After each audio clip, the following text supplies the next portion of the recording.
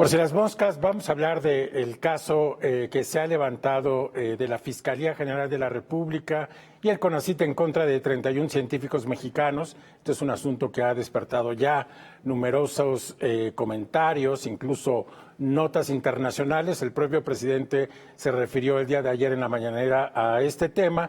Y para hablar de este asunto me acompaña David Romero. Él es investigador del Centro de Ciencias Genómicas de la UNAM y fundador de una organización de científicos llamado Prociencia, que de alguna manera ha tomado la vocería de estos temas científicos desde hace tiempo.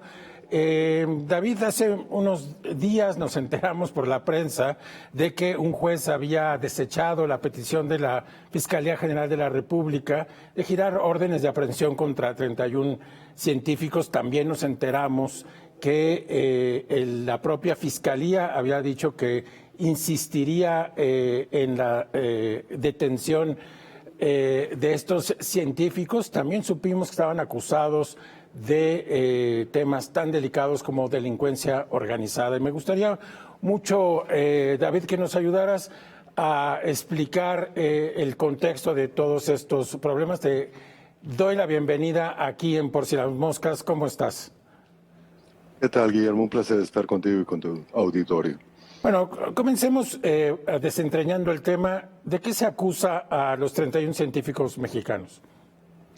Pues de algo que no tiene sustento realmente en la ley. Mira, el Foro Consultivo Científico y Tecnológico fue una organización que se creó de acuerdo a la Ley de Ciencia y Tecnología que data del 2002. Se generó un órgano autónomo de consulta de la comunidad científica y de la sociedad, y también como un órgano que permite conocer los avances en ciencia y tecnología. Tienen fines bastante nobles. Dado que se pensó autónomo, la figura legal que se podía aplicar para ese tipo de órgano autónomo es la figura de asociación civil, y así quedó estipulado en el estatuto del CONACYT, que se iba a erigir como una asociación civil sin fines de lucro.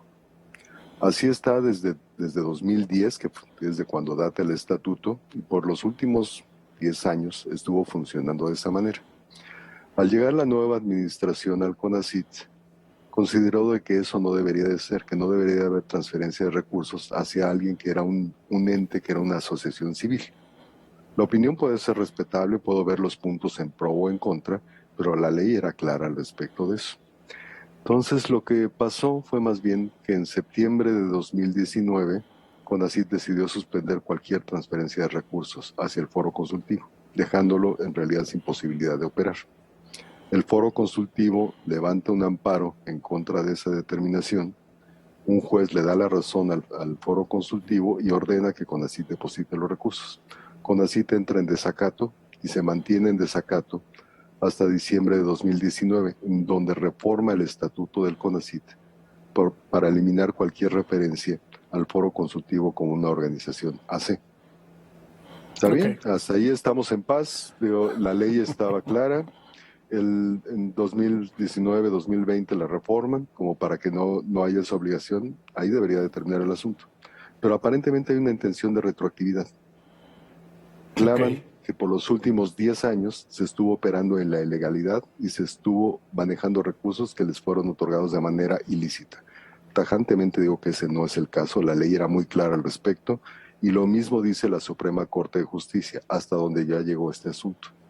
A pesar de eso, se levanta una acusación que considero francamente exagerada. Operación con recursos de procedencia ilícita, delincuencia organizada, peculado. Las acusaciones son de una seriedad tal de que obligarían de erigirse una acusación de ese estilo, de ordenarse la aprehensión bajo esos cargos, obligaría a prisión preventiva oficiosa, y para acabarla, la Fiscalía sostiene que esa prisión preventiva debe de ocurrir en el penal de alta seguridad de Almoloya. Sí, hablemos un poquito más tarde sobre esta desproporción, pero solamente para que quede claro, David, ¿pudo haber actos de corrupción en el foro consultivo? No, en realidad todas las acciones que llevó a cabo el foro consultivo estaban vigiladas por una mesa directiva que está integrada por 17 instituciones, la UNAM, el Politécnico, el CINVESTAB, la Academia Nacional de Medicina. Entonces había observancia, había también una auditoría. tanto interna como externa. El CONACYT conoció de esas auditorías y aprobó todas las auditorías. Inclusive esta administración, al comienzo de 2019, aprobó la auditoría del primer semestre de este año. Entonces, creo que la acción del foro ha estado observada bajo las mejores reglas de la función pública y no debería de haber ningún problema. Sin embargo, se presentan estas demandas. Estas demandas ha generado una respuesta concitada de las instituciones universitarias, de las propias organizaciones de científicos y incluso la jefa de gobierno señaló que parecía obviamente desproporcionado.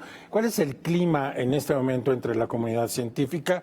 Digamos, obviamente hay enorme preocupación, pero desde dentro, ¿cómo lo ves, David? Bueno, lo que nos preocupa muchísimo es de que la ley pueda ser torcida como para establecer acusaciones contra un grupo de científicos. Vamos, hacemos ciencia, no delincuencia.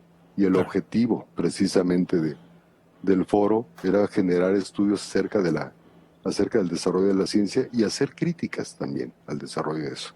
Sentimos que la raíz del problema proviene más bien de esas críticas que se han hecho hacia la labor del CONACYT y que esto es más bien como un intento de intimidación para acallar voces críticas, voces que van a ser muy importantes cuando se proponga próximamente la Ley General de Ciencia y Tecnología, que está mandatada como para presentarse próximamente. Pues muy bien, te propongo que vayamos atendiendo estos dos asuntos que mencionas, tanto el contexto general en el que se da este conflicto, hablemos del pasado, hablemos de la ley, pero vamos a hacerlo después de este corte. David, regresamos contigo. Con gusto.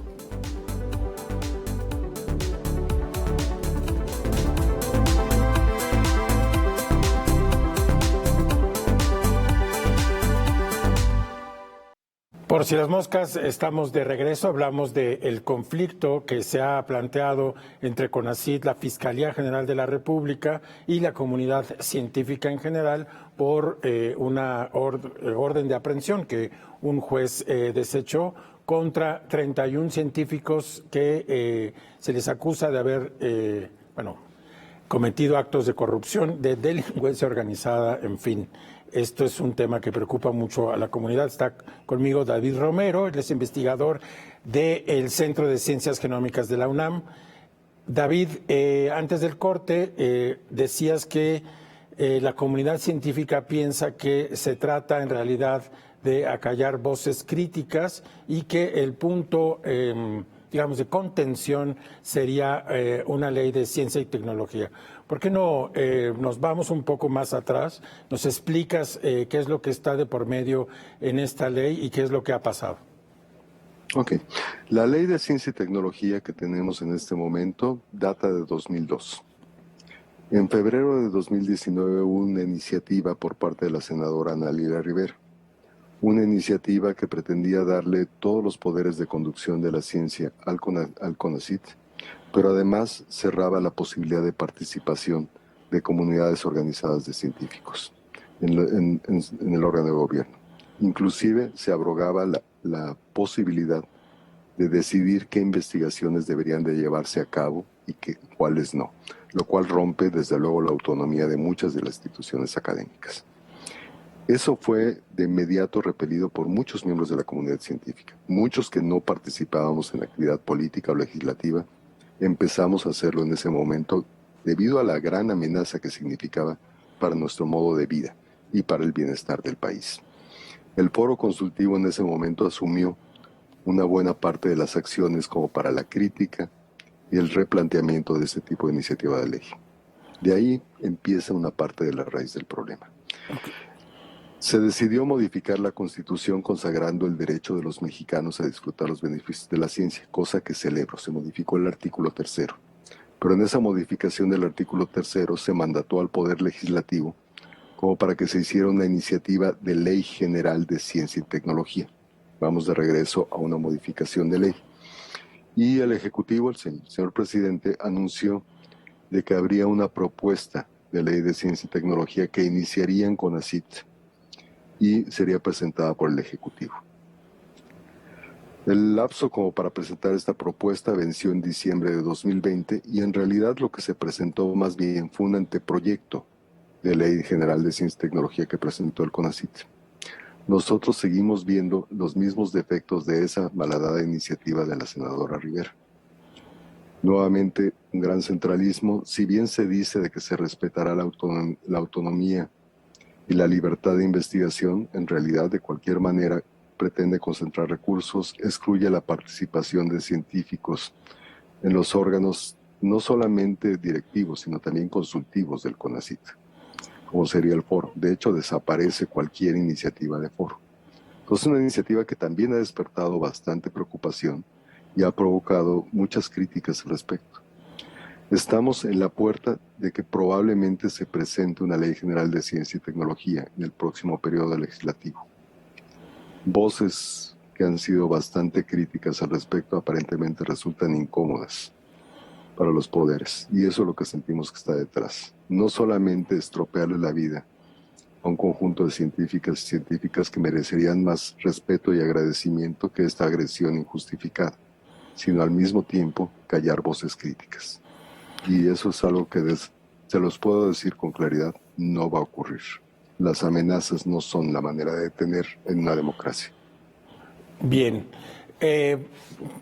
Para, digamos, quienes estamos presenciando estos conflictos, tenemos esta idea, esta declaración de la directora de CONACYT acerca de la ciencia neoliberal.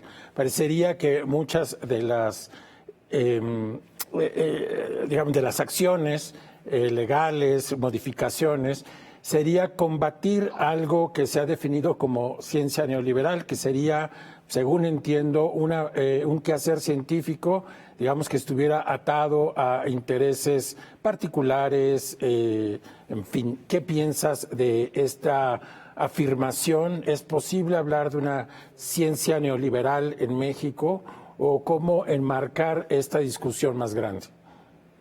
Sí, mira, me sorprende que una científica utilice una versión tan caricaturizada de nuestra propia labor. Es cierto que la ciencia se desarrolla en el entorno de la sociedad en la cual se encuentra y en ese sentido experimenta los influjos de la sociedad para un lado y para el otro. Neoliberal, socialista, comunista, ¿por qué no? Todas esas se encuentran. Científicos somos ciudadanos. Pues en ese sentido, desde luego, recibimos influjos de la sociedad. Pero de ahí a decir que es un movimiento concertado como para hacer una ciencia que únicamente sirve al capital privado, francamente me parece exagerado.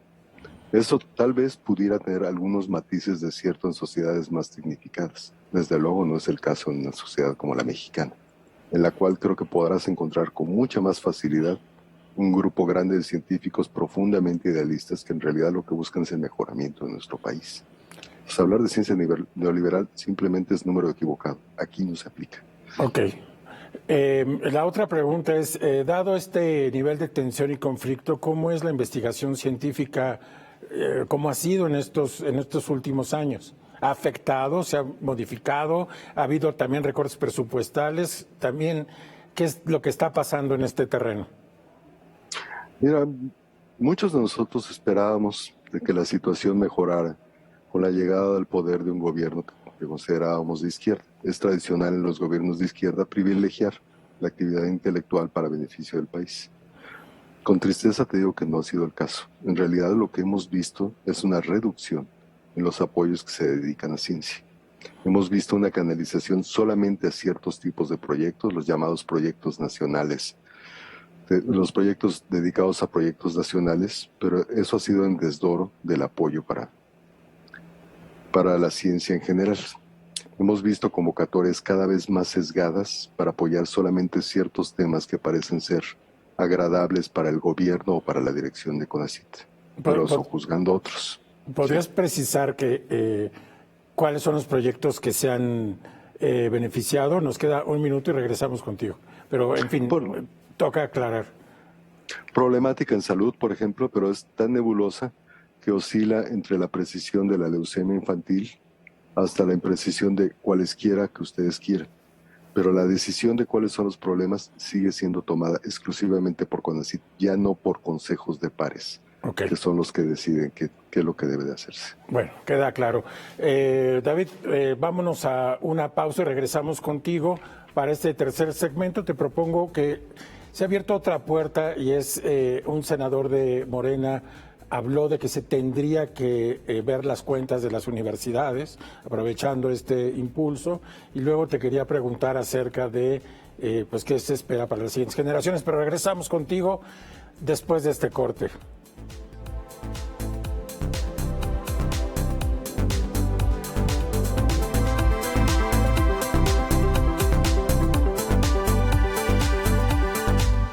Por si las moscas, estamos de regreso, hablamos del conflicto que se ha montado y que ahora es muy evidente entre la comunidad científica y el propio CONACYT. Me acompaña David Romero, él es investigador del Centro de Ciencias Genómicas de la UNAM y de alguna manera también vocero de la comunidad científica por su participación en un grupo llamado Prociencia que casi desde el inicio de este sexenio ha estado analizando, como decía el propio David, se ha tenido que meter a la política para atender estos asuntos que a la comunidad científica parecen preocupantes. David, pues otro tema de preocupación es que ya en el Senado se está hablando de revisar las cuentas de las universidades públicas autónomas para ver qué es lo que hay ahí. Esto abre una puerta insólita. ¿Qué piensas? Bueno, primero que nada veo una triste ignorancia en la declaración del senador Guadiana. Las universidades públicas, y eso incluye a la UNAM, son auditadas desde hace muchos años, auditadas internamente y externamente. La Auditoría Superior de la Federación, lo sé y me consta, audita las cuentas de la UNAM. Las cuentas son públicas. El senador Guadiana está pidiendo algo que ya existe, pero desafortunadamente, y esa es la segunda preocupación, lo está haciendo como un intento de escalar el conflicto, de politizarlo aún más. Ya no es solamente la persecución a un grupo de científicos críticos. Levantan ustedes la voz, nos vamos contra todas las universidades. Ese es el tipo de cosas que no debe de ocurrir en una sociedad libre, democrática, que aspira a ser mejor. Esperamos mucho de este gobierno, esperamos mucho de estos legisladores, exigimos mucho de este gobierno. Sí. Entonces, este tipo de respuestas son tristes. Es interesante que, digamos, quienes podrían ser aliados naturales de este gobierno, que sería la comunidad científica e intelectual de México, haya tenido pues tantos tropiezos también. ¿Qué crees que esté pasando? Pues mira, en principio yo creo que es un poco de inexperiencia en conducción de la vida pública. Deberíamos de haber buscado fuentes de comunicación, no solamente. Seguimos necesitando al foro, necesitamos más instituciones que puedan funcionar como el foro y que nos acerquen al gobierno.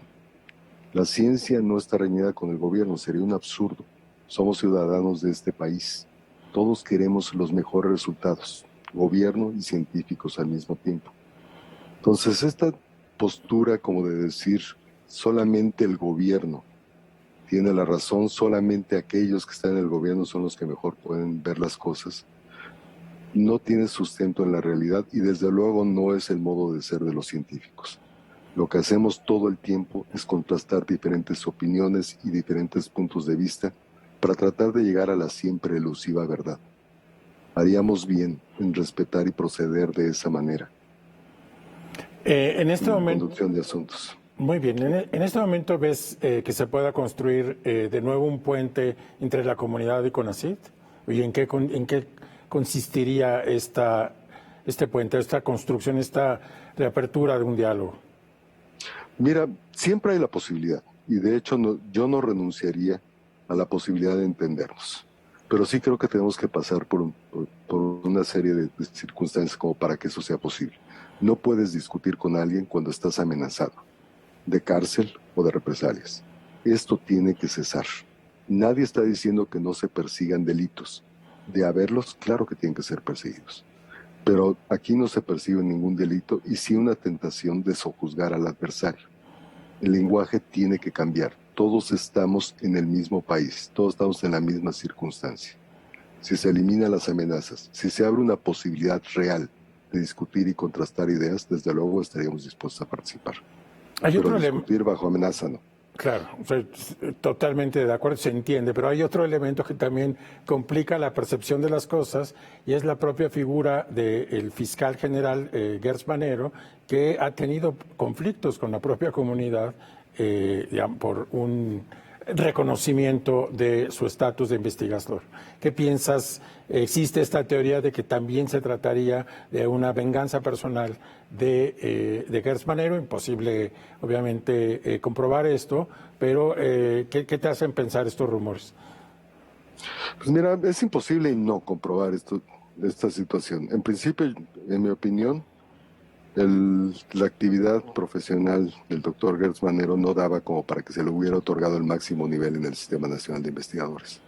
Pero la acusación, que por otro lado parece documentada, de un posible plagiarismo en uno de sus escritos, debería de ser investigada, no por la Fiscalía, pero sí por la Comisión de Honor del propio Sistema Nacional de Investigadores, en la cual no ha habido ninguna actividad.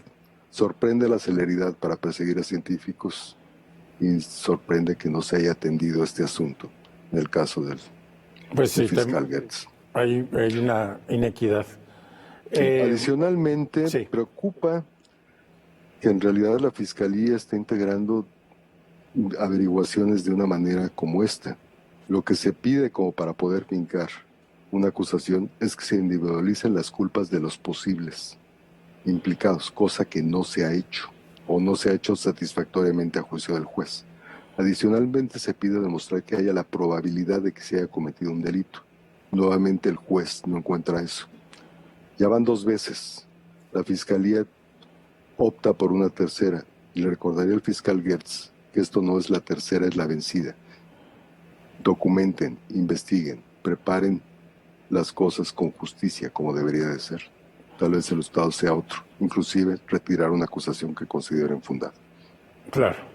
¿Qué efectos tendrá para la investigación científica en el futuro? Vamos a suponer que esta ley que hemos discutido se apruebe como el gobierno la quiere, como CONACYT la quiere. Bueno, el efecto casi inmediato que tendría sería la ruptura de comunicación entre las comunidades de científicos y el propio CONACYT. Las decisiones que se tomarían solamente serían a través de un órgano de consulta que ni siquiera es obligatorio para su operación. Entonces, en ese sentido, cortaríamos la comunicación que estamos necesitando. Segundo, habría un centralismo absoluto en el CONACYT del uso de los recursos públicos para apoyo a la investigación. CONACYT ha mostrado que es particularmente propenso a las asignaciones directas para proyectos de investigación.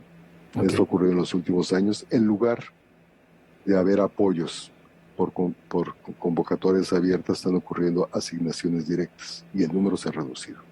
Lo que veríamos sería una reducción de apoyo para investigación y su concentración en temas preferidos para la dirección o el órgano de gobierno en turno, pero no necesariamente para el bienestar. La responsabilidad de una ley es ver más allá del escaso límite de un sexenio. Es una ley, sobre todo una ley general, es una ley a largo plazo que debe de distribuir competencias. Y el último impacto es que ignora por completo la participación que ocurre en los estados. El designio de la conducción de ciencia ocurre desde el centro. Los estados tienen que acatar lo que el centro diga. Eso no es lo que esperamos en una república federalista. David, las generaciones futuras que están entrando a la ciencia, ¿cómo verían este conflicto? Pues yo creo que lo ven pasmados, porque mi preocupación mayor es al respecto de los jóvenes en este momento. No hemos hablado de la mala actitud que ha tenido CONACYT para el programa de catedráticos, por ejemplo.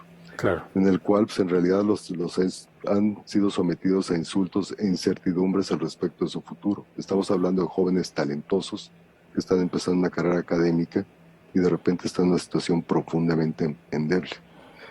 Las limitaciones de apoyo son particularmente severas y dañinas para los más jóvenes entre nosotros.